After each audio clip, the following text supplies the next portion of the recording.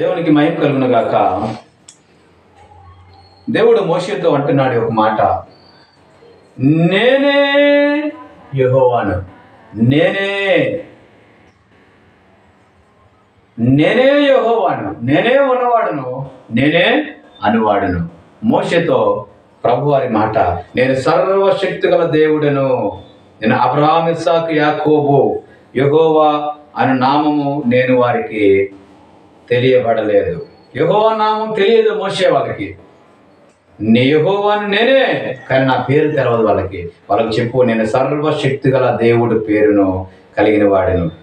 అబ్రహాము ఇస్సాకు యాకోబులకు ఆ రోజు ప్రత్యక్షమయ్యాను, ఈరోజు నీకు ప్రత్యక్షమే. నా బాహుబలం చేత వాళ్ళందరినీ తీసుకుని వస్తాను, భయపడవద్దు. నువ్వు నోటి మాంద్యము ఏ మాంద్యం ఏమి నువ్వు నాకు చెప్పొద్దు, ఇదిగో నీకు ఏం చేయాలో అదంతటిని కూడా నేను ఏర్పాటు చేస్తాను అంటున్నాడు.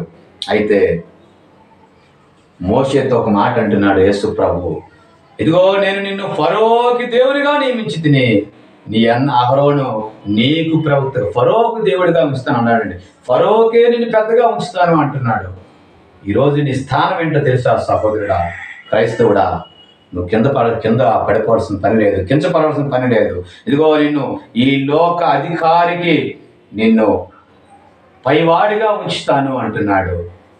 చూసారా, ఆయన నెత్తి మీద చేతులేసి నువ్వు ప్రార్థన చేస్తావు, కానీ నీ నెత్తి మీద చేయలేసి అధికారి నీకు ప్రార్థన చేయడు. బైబిల్ పట్టుకుని ఆయన నెత్తి మీద నువ్వు అభిషేకించి ఆయన్ని పట్టాభిషేకం చేయగలవు. ఆ పవరు, ఆ శక్తి నేను నీకు ఇస్తానని మోషేతో అంటున్నాడు. నేను ఫరోకి నిన్ను దేవునిగా నియమించాను, ఫరోకి ఒక దేశపు రాజుకి నేను నిన్ను దేవునిగా ప్రభువుగా నేను వాడికి పైగా నేను నియమించాను. నీ అన్న నీకు అహరోను నీకు ప్రవక్తగా ఉంటాడు.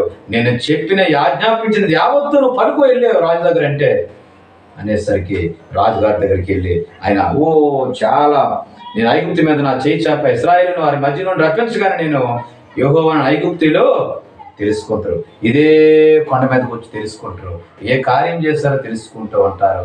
అప్పటికి మోషేకి 80 సంవత్సరాలు, అహరోనికి 83 సంవత్సరాలు. 80 సంవత్సరాల్లో మోషే అని సేవకు పిలుచుకున్నాడు. సేవకు బయలుదేరుతూ ఉన్నప్పుడు తన కర్రను వేసినప్పుడు పాము అయ్యింది.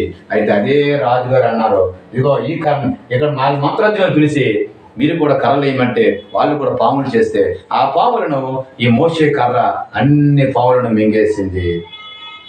తర్వాత వాళ్ళ హృదయం కఠినమైనప్పుడు ఇదిగో ఏటి దగ్గరికి వెళ్ళిపోయి ఆ నీల్చి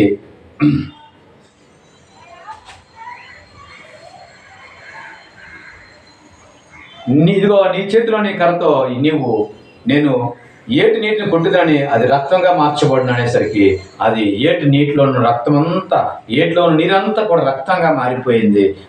చేపలన్నీ చచ్చిపోయేవి. అయితే ఆ ఫరో రాజు కూడా ఇదే పని చేయమని తన యొక్క మంత్రగాళ్ళకు చెప్పినప్పుడు వాళ్ళు కూడా చేశారు, కానీ వాళ్ళు కూడా అదే పని చేశారు. కాకపోతే నీరుని మంచి నీరుగా మార్చలేకపోయారు. ఆ నీరు వల్ల ఆ చేపలన్నీ చచ్చిపోయి కంపు కొడుతూ ఉంటే ఆ ఒక్క ఐగుప్తీయులు వెళ్ళి ఆ యొక్క ఏటు ఒడ్డిన గోతులు తవ్వుకొని ఆ నీరును వాళ్ళు వాడుకుంటూ ఉన్నారు. ఇలాగ చేస్తూ ఉన్నారు. అయితే సెకండ్ గంటలు కూడా చేస్తూ ఉన్నారు. అయినప్పటికీ కూడా ఆ యొక్క ఫరోకి హృదయము కఠినమైపోతుంది. చూడండి ఒకసారి, దేవుని బిడ్డలుగా మీరు సహించి ఎన్ని సూచక్రియలు చేసినప్పటికీ కూడా ఎన్ని సూచక్రియలు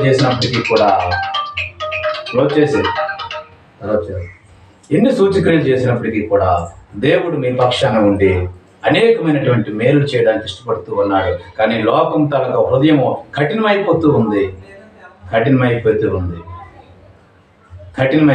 ఉంది. ఈరోజు నీ హృదయం ఎలాగుంది సహోదరుడా? ఈ లోకంలో ఉన్నట్టు వారుగా ఉన్నావా, లేకుంటే అన్యుడిగానే నువ్వు ప్రవర్తిస్తూ ఉన్నావా?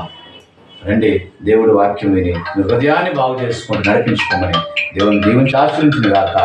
ఆమేన్.